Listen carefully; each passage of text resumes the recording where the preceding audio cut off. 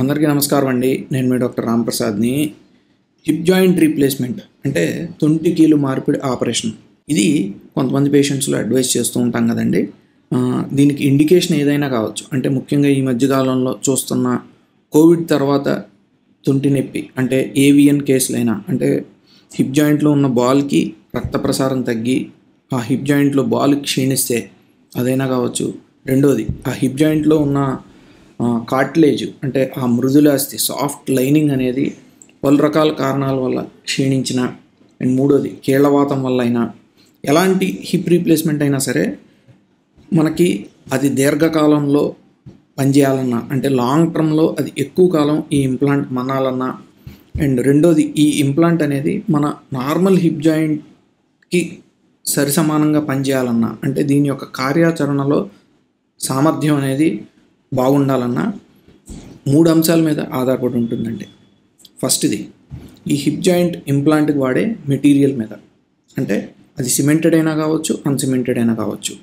ఈ హిప్ జాయింట్లో వాడే మెటీరియల్, ఒక ఇంప్లాంట్ మెటీరియల్ ఏంటి అంటే ఇది టైటానియంతో తయారు చేశారా, కోబాల్ట్ క్రోమియంతో తయారు చేశారా, లేదంటే ఈ హెడ్ అనేది మనకి సిరామిక్ హెడ్డా అంటే పింగాణి మెటీరియల్తో తయారు చేశారా, మెటల్ హెడ్డా, ఇది ఫస్ట్ పాయింట్.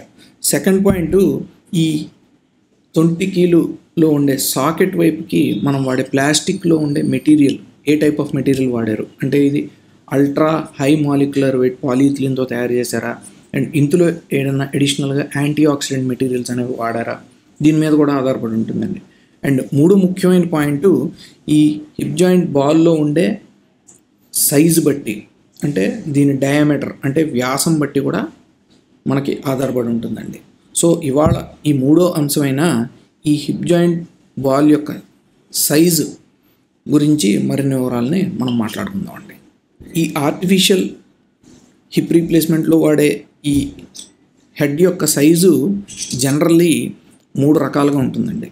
ఫస్ట్ది 28 mm హెడ్స్, సెకండ్ది 32 mm హెడ్స్, అండ్ థర్డ్ది 36 mm హెడ్స్. సో ఈ 3 రకాల హెడ్స్ వాడటం అనేది జరుగుతుంది కదా.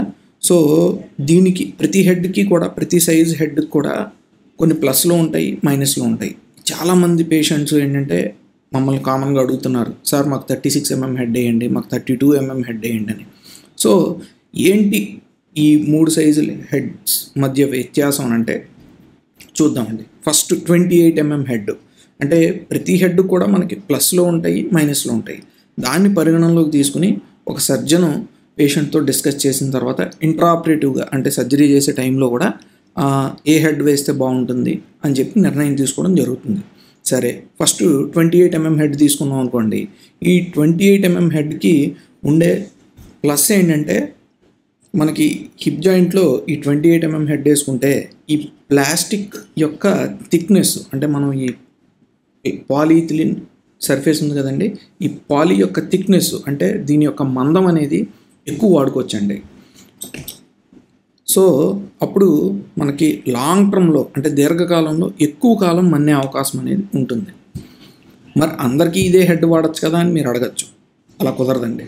ఎందుకు అనంటే దీనికి మైనస్లు కూడా ఉన్నాయి. అది ఏంటి అంటే, ఈ 28 mm హెడ్ వాడితే దీనికి స్టెబిలిటీ అనేది తక్కువ ఉంటుంది. అంటే మామూలుగా అయితే మన హిప్ జాయింట్లో ఉన్న బాల్కి ప్రాప్రియోసెప్షన్ అంటే ఒక రకమైన సెన్సరీ ఫంక్షన్ అనేది ఉంటుందండి. సో ఆ హిప్ జాయింట్ బాల్ అనేది బయటికి రాదు, మీరు ఎంత తీయాలన్నా బయటికి రాదు. కాకపోతే ఇది ఆర్టిఫిషియల్ కాబట్టి దీనిలో నరాలు ఏమి ఉండవు. సో ఈ 28 mm హెడ్ వాడిన తర్వాత ఫస్ట్ ఒక 2 to 3 months ఇన్స్టెబిలిటీ ఉండే అవకాశం ఉంటుంది. అంటే బ్యాలెన్స్ ఏదన్నా పొజిషన్లో మీరు తప్పినా సరే బయటకు వచ్చే అవకాశం అనేది ఎక్కువ ఉంటుంది ఫస్ట్ 3 months. ఇది మేము జనరల్లీ గమనిస్తాము. అండ్ ఈ స్టెబిలిటీ తగ్గడంతో పాటు ఈ హిప్ జాయింట్లో వచ్చే రేంజ్ ఆఫ్ మోషన్, అంటే కదలిక అనేది మనకి కొంచెం తక్కువగా ఉంటుంది. మన నార్మల్ హిప్ జాయింట్ అయితే మనం రేంజ్ ఆఫ్ మోషన్ అనేది కదలిక 0 నుంచి 150 degrees 160 degrees ఉంటే, ఈ 28 mm హెడ్ కనుక వాడామనుకోండి, దీనికి రేంజ్ ఆఫ్ మోషన్ అనేది 0 నుంచి 90 degrees వరకే ఉంటుంది. సో దీనివల్ల ఏమవుతుందంటే, నార్మల్గా పేషెంట్స్ నడవటానికి, వాళ్ళ పనులు వాళ్ళు చేసుకోవడానికి కుదురుతుంది, కానీ కింద కూర్చోవాలి అంటే మాత్రం ఈ 28 mm హెడ్ వేసుకుంటే మాత్రం ఏమాత్రం కుదరదండి. సో నెక్స్ట్ వచ్చేది రెండో వైపు ఉండేది 36 mm హెడ్. అంటే 28 mm హెడ్ కన్నా ఇది ఒక 8 mm డయామీటర్ అనేది ఎక్కువ ఉంటుందండి.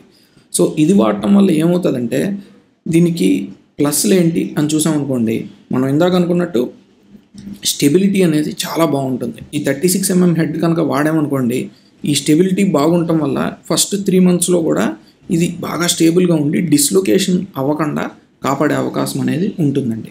అండ్ దీంతోపాటు రేంజ్ ఆఫ్ మోషన్ అంటే కదలిక అనేది మనం ఇందాక అనుకున్నట్టు నార్మల్ హిప్ జాయింట్కి 0 నుంచి 160 ఉంటే దీనికి కూడా 36 mm హెడ్ వాడితే కనుక 0 నుంచి 140-150 degrees వరకు మనకు వచ్చే అవకాశం ఉంటుంది. సో దీంతో మనం ఏంటంటే పేషెంట్ ఒకవేళ కింద కూర్చోవాలి అని అనుకుంటే డెఫినెట్లీ కింద కూర్చొని బాసి మట్టం వేసుకొని అంటే క్రాస్ లెగ్డ్ పొజిషన్లో వాళ్ళు పని చేసుకునే అవకాశం అనేది ఉంటుంది. కాకపోతే ఒక మైనస్ అండి ఈ 36 mm హెడ్ వాడితే, అదేంటి అంటే ఈ లోపల వాడే ప్లాస్టిక్ ఉంది కదా, దీని యొక్క మందం అనేది తగ్గించి వాడుకోవాల్సిన అవసరం వస్తుంది. దీనివల్ల ఏంటంటే మనకి దీర్ఘకాలంలో లాంజివిటీ ఆఫ్ ది ఇంప్లాంట్ అంటే ఎంతకాలం వస్తుంది అనే క్వశ్చన్ వస్తే మాత్రం డెఫినెట్లీ ఈ 36 mm హెడ్ కొంచెం తక్కువ వచ్చే అవకాశమే ఉంటుందండి. సో నెక్స్ట్ వచ్చేది 32 mm హెడ్. ఇదేంటంటే మనకి 28కి 36కి మధ్యలో వచ్చే సైజ్ అనమాట. సో ఈ 36 mmకి ఉండే పాజిటివ్స్ అంటే డిస్లొకేషన్ రిస్క్ తగ్గటం అండ్ దీనిలో 28 mm హెడ్కి ఉండే నెగిటివ్ అదే కాబట్టి సో ఈ 32 mm హెడ్ అనేది మధ్యస్థంగా ఉంటుంది. అంటే స్టెబిలిటీ అనేది దీనంత నెగిటివ్ పాయింట్ కాకపోయినా 36 mmకి పాజిటివ్ పాయింట్ కాకపోయినా సరే 32 mm హెడ్ అనేది కరెక్ట్గా బ్యాలెన్స్ చేసే అవకాశం ఉంటుందండి. అండ్ ఈ పాలి యొక్క థిక్నెస్ కూడా ఈ రెండిటికి మధ్యస్థగానే మనం వాడుతూ ఉంటాం. అండ్ ఫంక్షనాలిటీ అంటే దీని యొక్క సామర్థ్యం కూడా 36 mm హెడ్ అంతా ఫుల్ నార్మల్ హిప్లా కాకపోయినా మనకి 0 to 120 degrees range of motion వచ్చే అవకాశం అనేది ఉంటుందండి. సో అల్టిమేట్గా ఏంటంటే ఏ సైజ్ ఆఫ్ హెడ్ వాడాలి అని అంటే మేము as doctors we suggest 32 mm head కానీ 36 mm హెడ్ కానీ జనరల్లీ పేషెంట్స్తో డిస్కస్ చేసిన తర్వాత వాడటం అనేది జరుగుతుంది. సో దీనివల్ల ఇలాంటి కొంచెం హయ్యర్ సైజ్ హెడ్స్ వాడటం వల్ల మనం ఏంటంటే నార్మల్ హిప్ జాయింట్తో కంపారిజన్లో ఫంక్షనాలిటీ అంటే అది పనిచేసే సామర్థ్యం అనేది క్లోజ్గా ఇచ్చే పాసిబిలిటీ అనేది ఉంటుందండి. సో అల్టిమేట్గా ఏంటంటే ఒక పేషెంట్ డాక్టరు డిస్కస్ చేసుకున్న తర్వాత ఇంట్రాపరేటివ్ సిచ్యుయేషన్ బట్టి సైజ్ ఆఫ్ ద హెడ్ అనేది డిసైడ్ చేయడం జరుగుతుందండి. So thank you for watching our video. మరో మెడికల్ టాపిక్ పైన నెక్స్ట్ వీడియోలో కలుద్దాము. అంటిల్ దెన్ బై మీ డాక్టర్ రామ్ ప్రసాద్.